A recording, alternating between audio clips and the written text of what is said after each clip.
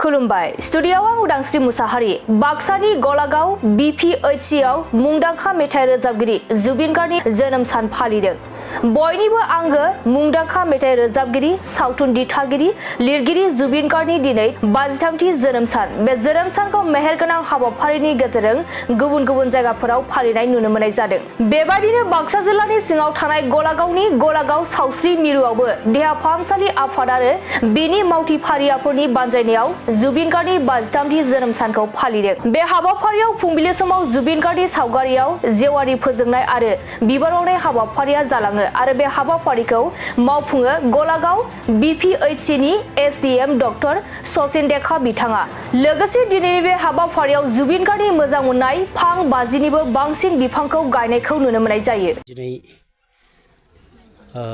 नैबे गलागाव सावस्रि मिरुनि बेन्दोङाव जोंनि बुहुमनि मादावनो ब्रैथि जायगा आवग्रिनो हानाय मुंदांखा मेथाइ रोजाबगिरि बिथां जुबिन गार्ग बिथांनि 53थि जोनोम सान बे जोनोम सान फालिनायजों लोब्बा लाखिनानै जोंनि नैबे गलागाव ओनसोलनि साननो हनो गोरों गासै मेलेमजिबि बिथांमोनखौ लानानै बिथांनि मुङैनो दिनै जोङो फांसे फांसे जों बिफां गायनाय जादों।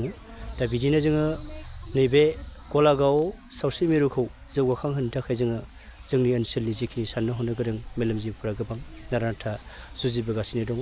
दा जों नैबे समाव जों नैबेखिनिखौ जोङो मावबोनाय जादों। जिहेतु जुबिन गार्गआ बयनिबो गोसोनि सासे अनसुला महरै दिनै जायगा मोननो हादों मा फोरमायगोन?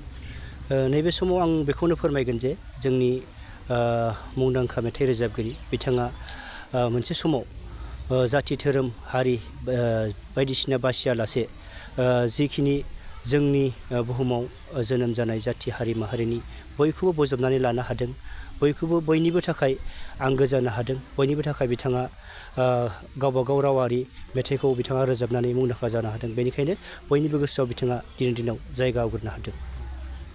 लाइमोनफोरनि गोसो बिथाङा दिनैनि दिनाव हाबना दङ बा बिथाङा सासे मडेल जादों लाइमोनफोरनि गोसो मा फोरमायगोन?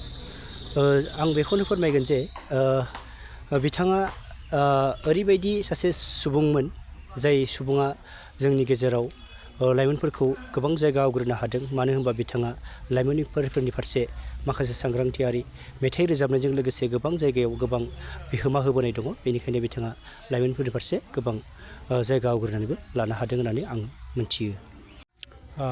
जों दिनै बेयाव गलागाव PHCनि स्टाफ लोगोसे उनानमितिनि गासैबो सोद्रोमा आरो लोगोसे आबसुफोरनि उद्यगआव दिनै जुबिन गार्गनि जोनोम सानखौ लाखिनानै बिथांनि मुङै जों दिनै बे गलागावआव मेडिकेल चौहदआव नाहर दंफां जुबिन गार्गआ नाहर दंफांखौ मोजां मोनोमोन, बेखायनो जों बे नाहर दंफांखौ दिनै गायनो लानाय जादों। बेनि अनगायैबो मा हाबा दङ? हाबाफारि हिसाबैथ' जों बिथांखौ जों श्रद्धान्जलि जनायनाय आरो जों बिथांनि सोमोन्दै आसलते जों जेरैबायदिहाय मावनांगौमोन बेबायदि मावनो हायासै दिनै। जिखिनि अनुस्थान खालामनांगौ बेखौ खालामनो हायाखै, बेखिनि एसे दुखित। जोंहा रांखान्थिनिबो एसे प्रब्लेम जादों, बेखिनियानो।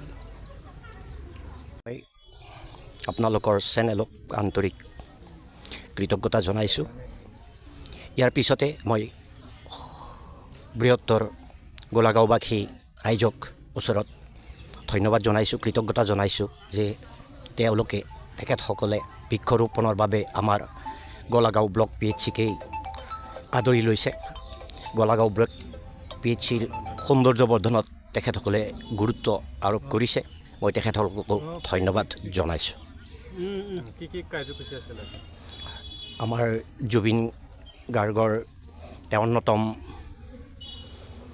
জন্ম দিৱস উপলক্ষে তেখেতৰ প্ৰতিকৃতিত মাল্যাৰ্পণ, তাৰপিছত আমাৰ বৃক্ষৰোপণ, এটি সীমিত কাৰ্যসূচী, দুটি কাৰ্যসূচীৰে আমি বৃহত্তৰ গোলাগাঁও বজাৰ সমিতি আৰু ইয়াৰ কিছু সজাগ জনসাধাৰণৰ দ্বাৰা এই অনুষ্ঠানটো সম্পাদিত হৈছে।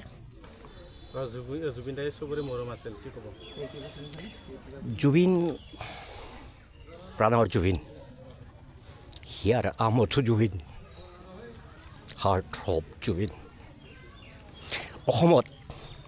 অসমত আজিলৈকে এনেকুৱা এজন শিল্পীৰ জন্ম হোৱা নাই যাক প্ৰাণৰ শিল্পী বুলি ক'লে নামটো আহে আজিলৈকে অসমত এনেকুৱা অন্য এজন শিল্পীৰ জন্ম হোৱা নাই যাক হিয়াৰ আমঠু বুলি ক'লে নামটো আহে আজিলৈকে অসমত এনেকুৱা এজন শিল্পীৰ নাম হোৱা নাই যাক হাৰ্ট থ্ৰব বুলি ক'লে তেওঁৰ নামটো আহে সেইজন এজনেই মাত্ৰ শিল্পী প্ৰাণৰ জুবিন হিয়াৰ আমঠু জুবিন হাৰ্ট থ্ৰব জুবিন